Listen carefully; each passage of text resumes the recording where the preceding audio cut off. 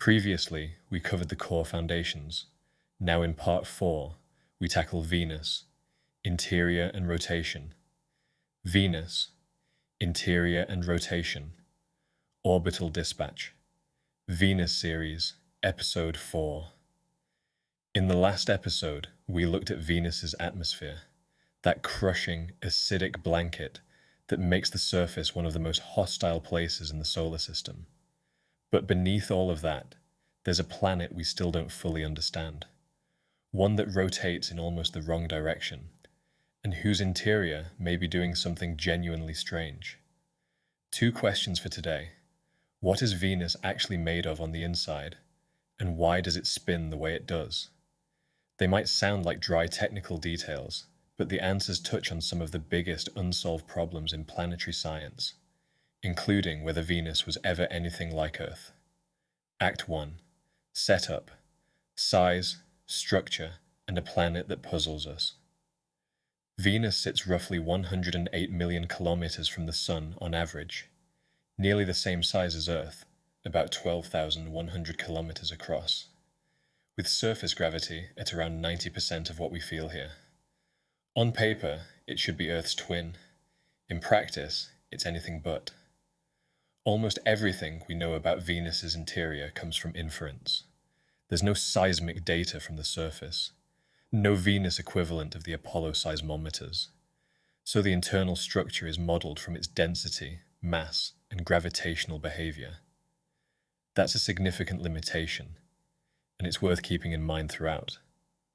The working model gives Venus an iron core, a silicate mantle, and a rocky crust, broadly similar to Earth. The core is likely around 3,000 kilometers in radius. But here's where it starts to get interesting.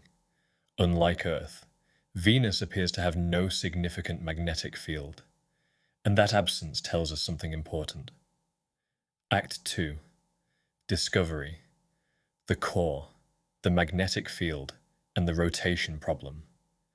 Earth's magnetic field is generated by convection in a liquid outer core, molten iron circulating and producing a dynamo effect.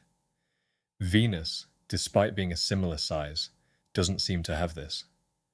The leading explanation is that its core has either fully solidified or there's too little temperature difference between the core and mantle to drive the convection needed. Without that internal churning, there's no dynamo and no global magnetic field. That matters more than it might seem, and we'll come back to why. Then there's the rotation. Venus takes 243 Earth days to complete a single turn on its axis, already slower than almost anything else in the solar system. Stranger still, it rotates in the opposite direction to most planets, including Earth.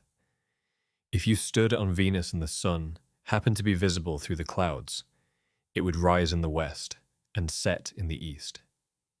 The exact cause of this retrograde rotation is still debated.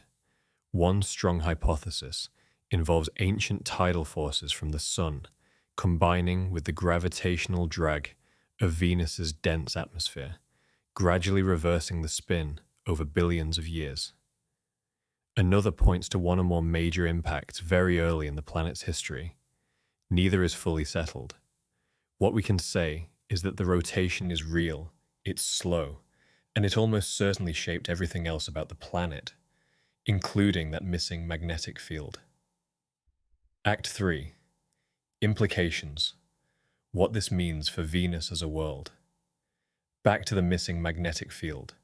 Without one, Venus has no protection against the solar wind, the stream of charged particles continuously flowing out from the Sun. On Earth, the magnetic field deflects most of that radiation. On Venus, it strikes the upper atmosphere directly. Over geological time, this is thought to have stripped away much of whatever hydrogen once existed there, effectively removing a key ingredient for liquid surface water. So the interior and rotation of Venus aren't just curiosities, they're part of a chain of consequences that may explain how a planet so similar in size and composition to our own ended up so completely different.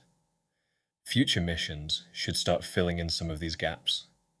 ESA's Envision, currently targeting a launch window in the early 2030s, will carry instruments designed to measure Venus's internal structure with real precision. For the first time, we may get actual data rather than models built on educated guesswork. Venus is a world that keeps asking awkward questions. Its interior looks familiar, but its behavior doesn't. And we're still working out why. Next episode follows that thread directly into Venus's climate history, how a world that might once have had oceans became what it is today. If you're finding the series useful, subscribing helps the channel keep going, and the full Venus playlist is linked below. That is part 4 of Venus. In part 5, we explore the next key question. Subscribe so you do not miss it.